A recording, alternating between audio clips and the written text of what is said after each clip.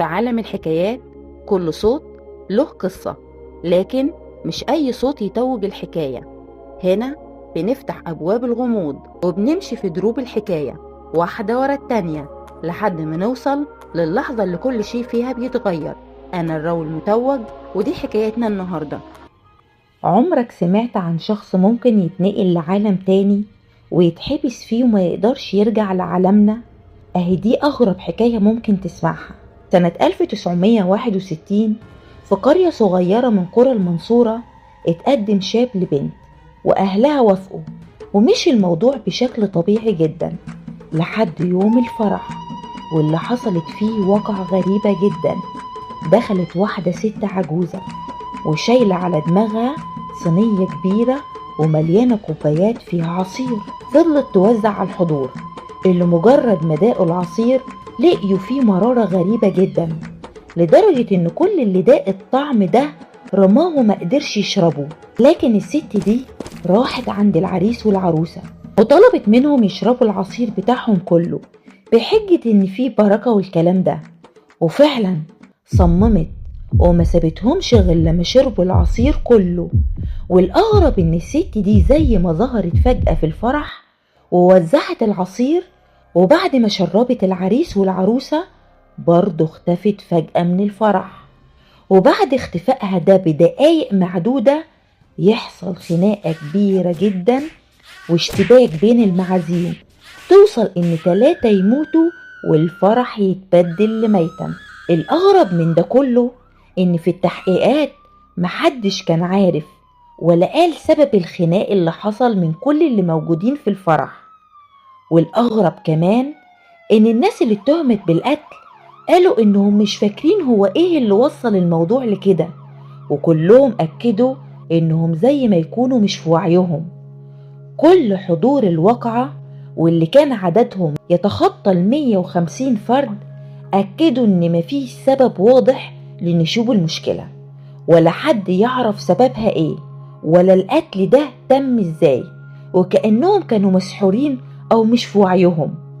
بدأت العروسة بعد أسبوع واحد بس من الجواز تشتكي إن جوزها بيخرج من البيت بعد الفجر، مش بيرجع غير تاني يوم بعد الفجر، بحجة إن هو في الشغل، رغم إن هي كانت قبل الجواز عارفة مواعيد شغله زي أي إنسان طبيعي 8 ساعات بس. لكن الموضوع ده زاد وبدأ يغيب عن البيت أيام، والأيام بقت أسابيع، والموضوع وصل إنه كان بيغيب بالشهرين برا البيت، ودايما كان بيتحجج إنه هو بيسافر تبع الشغل بتاعه. لكن مراته كانت دايما بتلاحظ حاجة غريبة أول ما جوزها يظهر بعد الفترة اللي كان بيغيبها، وهي إن جسمه كله خصوصا ظهره مليان كدمات تشبه أقدام حيوانات. ولما كانت بتسأله كان بيتحجج ويهرب من الموضوع. الآثار دي كانت بتختفي تماما بعد مرور يوم واحد بس على وجوده في البيت، وترجع تظهر تاني أول ما يغيب ويرجع. الست زهقت من الوضع اللي كانت عايشة فيه ووصل بيها الحال إنها طلبت الطلاق، بس جوزها وقتها قال لها ما تقلقيش كله ده هيتحل، ووعدها إن الفترة اللي جاية هيفضل جنبها.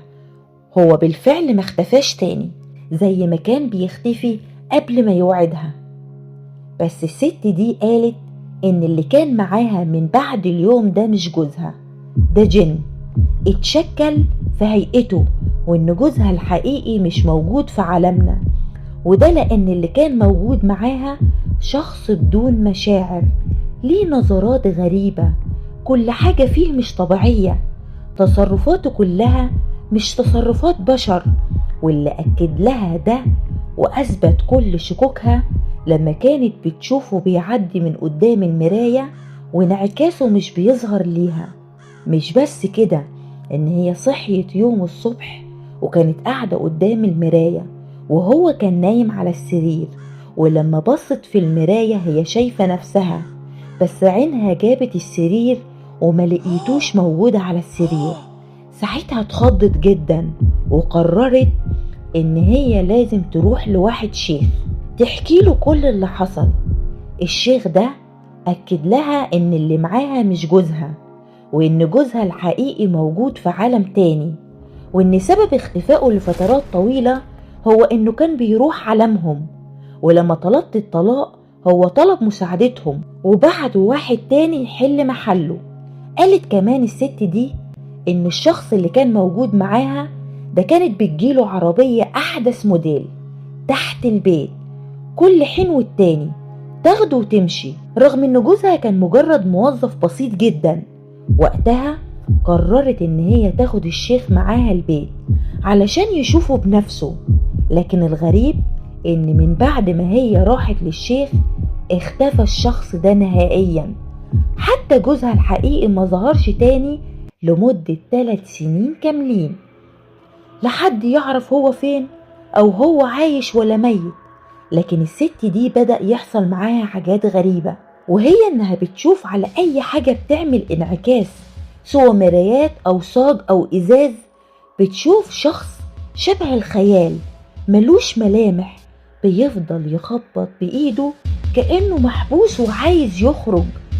كانت دايما بتشوفه في كل حتة وفي أماكن مختلفة، مش بس في بيتها. والأغرب من ده كله إن الست دي لقيت في يوم وتحت مخدتها رسالة بخط إيد جوزها مكتوب فيها سنلتقي.